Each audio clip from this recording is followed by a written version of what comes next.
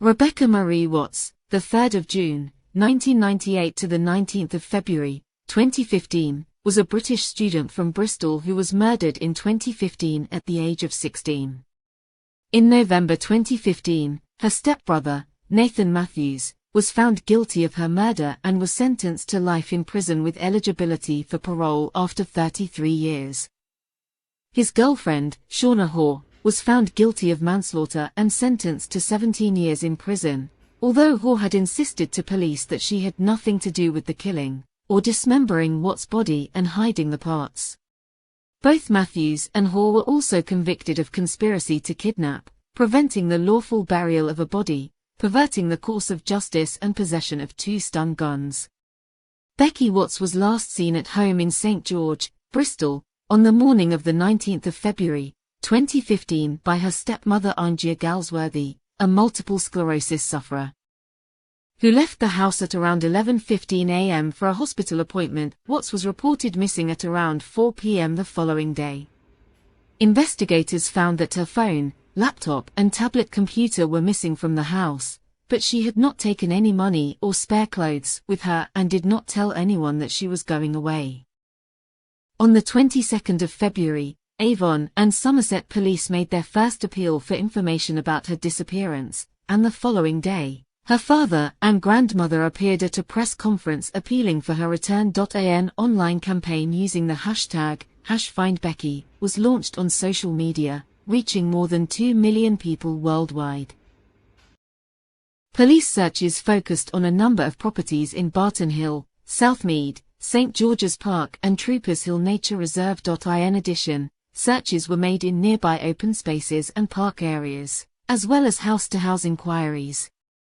Searches were also organized by public volunteers in areas including in Wharf Road in Fishponds, Trym Valley and Baddocks Wood.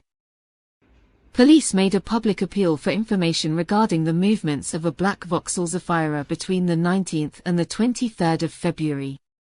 Initial inquiries focused on the belief that Watts had disappeared after leaving the family home, based on statements given by her stepbrother Nathan Matthews and his girlfriend Shauna Hoare, who were at the house at the time. They said they had not seen Watts but heard the door slam and assumed she had left. On the 28th of February, Matthews and Hoare were arrested in connection with Watts's disappearance. On the 2nd of March, they were rearrested on suspicion of murder. The following day, Watts's dismembered body was found at a property in Barton Court, Barton Hill. On the 4th of March, Matthews was charged with murder. On the 6th of March, 4 other people who had been arrested were charged with assisting an offender, having been accused of helping to hide or dispose of Watts's body. A 23-year-old man who had also been arrested was released without charge. On the 22nd of June, Orr, who was originally charged with perverting the course of justice, was charged with murder. Matthews and Hoare were also charged with conspiracy to kidnap, preventing the lawful burial of a body and possession of an illegal weapon. The couple were also charged with 4 unrelated counts of making indecent images of children. Matthews was also charged on unrelated counts of sexual assault and voyeurism. Watts' funeral took place at St. Ambrose Church in Whitehall, Bristol, on the 17th of April, 2015 and was described by her family as an occasion to celebrate Becky's life. The service was followed by a private interment for her family and friends at Avon View Cemetery. The murder trial began on the 6th of October, 2015 at Bristol Crown Court.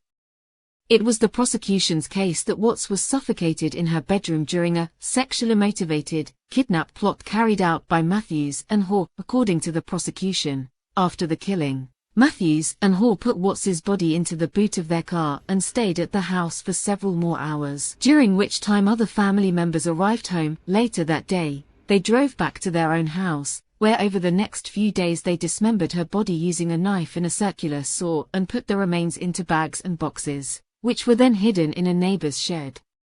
Matthews admitted killing Watts, but denied committing murder.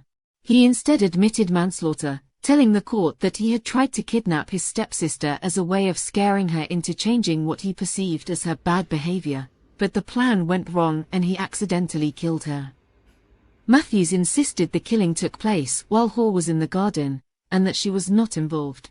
Hoare, who also denied murder, said she had no knowledge of the murder and had played no part in it, describing text messages she had exchanged with Matthews about kidnapping schoolgirls in the months before as unfortunate and sarcastic. The prosecution claimed that the text messages between the two, as well as other content found at their home, suggested a shared unnatural interest in attractive teenage females. The prosecution also relied on CCTV evidence of the movements of Matthews and Hoare on the day Watts was last seen alive, and in the days which followed. On the 19th of February, 2015, before going to Crown Hill, they were seen in a Tesco supermarket buying batteries, which were allegedly needed for stun guns which they intended to use in the kidnap. Footage from the day after Watts was killed showed Matthews buying the circular saw that was used to dismember her body, and between the 20th and the 22nd of February, he and Hoare were captured shopping for cleaning products which it was said they required to clean the bathroom where the dismemberment took place. DNA linked both Matthews and Hoare to items that were found in the shed alongside the remains, and an expert was called to give evidence who said it would be easier to carry out the dismemberment if more than one person was involved. On the 11th of November, 2015, after 3 hours and 27 minutes of deliberation, the jury found Matthews guilty of murder and Hoare guilty of manslaughter. Both were also convicted of conspiracy to kidnap, perverting the course of justice, preventing the lawful burial of a body and possession of 2 stun guns. 2 men, James Ireland and Donovan Demetrius, were cleared of assisting an offender, which related to the moving and storing of packages containing Watts's remains. Demetrius's brother Carl and his girlfriend Jadine Parsons, who owned the shed where the remains were stored, had admitted the same charge at an earlier pre-trial hearing, though both insisted they did not know the true contents of the packages. On the 5th of February, 2016, Carl was sentenced to 2 years imprisonment and Parsons was sentenced to 16 months imprisonment. On the 13th of November, 2015, Justice Dingeman sentenced Matthews to life imprisonment with a minimum term of 33 years and Hoare to 17 years in prison.